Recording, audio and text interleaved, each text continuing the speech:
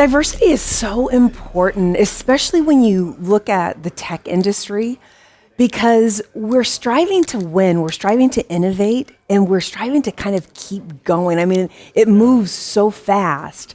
And so the importance of diversity is, I think, twofold. It's the equity piece of it, but the other piece is the belonging piece.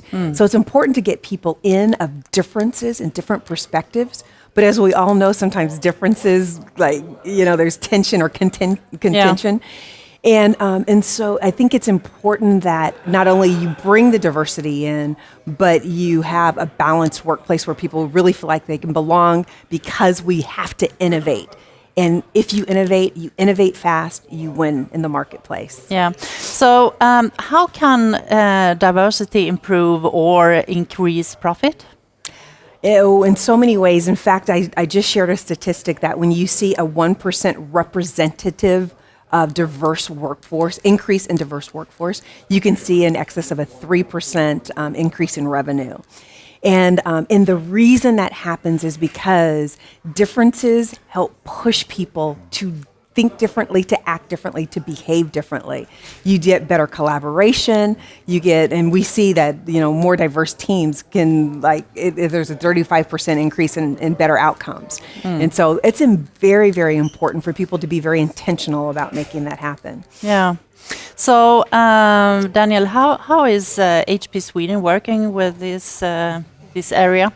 Yeah, in quite many ways. I think one of the things that I started with now is the applications, right? So if you have a job ad, to have a more inclusion language, that's one thing. Another thing is to not only look at gender diversity as a whole. We have 37%, I think, in Sweden, which is okay. But actually look into the work groups, because if you look into sales, I think we're quite equal, actually. But if you look into technical consultants, male. If you look at administration, like legal, payroll, and so on, it's overwhelmingly women. So also look in underrepresented work groups. So you have to have more candidates, more end candidates, shortlist candidates from the underrepresented gender. That's one thing that we work with very intentionally. Yeah. Well, and the thing is that you have to often look at your customer base. Yeah. And people that are buying from you want to see people that look like them. Exactly. And who's selling to them, because you tend to understand better and know what their needs are, and have just a really better opportunity to connect and to relate to one another. And so I know one of the biggest pushes that we make is around how do you get that at the highest levels of the company, so that it's reflective of your customer base as a whole. And that's also, of course, of revenue, right? So if you're good at this, I think you have a 45% chance to get more market share. I think you have a 70% chance to actually gain new customers and new products. But many other industries has been better on this, if you compare to the IT sector. How come? Well, I think one reason is tech industry, right? And so in the tech industry, when you think about engineering, for example, let's just start there. A lot of engineering is male dominant, and I fortunately have done research on this, so I know that girls will stop raising their hand in math classes as early as third grade. Math is the catalyst to engineering, to engineering and even science fields. And so if you have them starting to opt out that early, then we've got a problem. When do you think that we don't have to care about diversity, when we already are there? Oh, well, I will tell you this. Statistics show that it is, like 40, 46 or something like that. I mean, it's just 40, 46. Crazy. It's this crazy number of when we would have equity and equality. And I would say that that's too long. Definitely. We really have to be intentional now to impact for the future. And so we have to build those programs. We have to build in the opportunities. We have to give groups of underrepresentation better access now.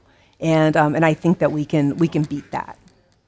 Yeah, certainly. I think, and we can do things intentionally, but we need to understand that we have what you've done with us as hiring managers, that we're training our unconscious bias. We need unconscious bias, by the way, because we have 11 million impressions a day. So we need the brain needs to sort that out. Yeah, but shift, if we to shift, but we can tell our brain saying that, okay, I have a positive to fat people instead of thin people, for example, and now I'm going to meet a thin person. So I need to understand that my brain is not positive around that. Yeah. So that is a really good thing, and I think just talking about these things in the company and between our the management team, I think that's a catalyst. For more conversation. We call it courageous conversations. Yes. But I do think, Daniel's really touching on something around, and this is the work that we're doing around reinventing mindsets. Yes. We've got to get people shifting their thinking and getting out of and backing away from those stereotypes and how we box people in and label and do all of that, to really be an open and understanding around. Let's bring in those differences and really celebrate that and honor the fact that somebody thinks different than you and it might have a different perspective and idea. And at the end of the day, it might not be the best one, but you've taken the time to listen to it and you build from those great ideas. Do you think that maybe the US that's a better situation in the US comparing to Sweden or Europe? I think Sweden's actually pretty progressive when it comes to especially gender diversity. Yeah. And so I think that our countries have different history, and all that history comes into play, fortunately and unfortunately. But I do think that there are some areas that the U.S. can learn from Sweden, and of course, vice versa. Yeah. Okay, thank you so much. You're Thank you. welcome. Thank you. for Thank you. having us.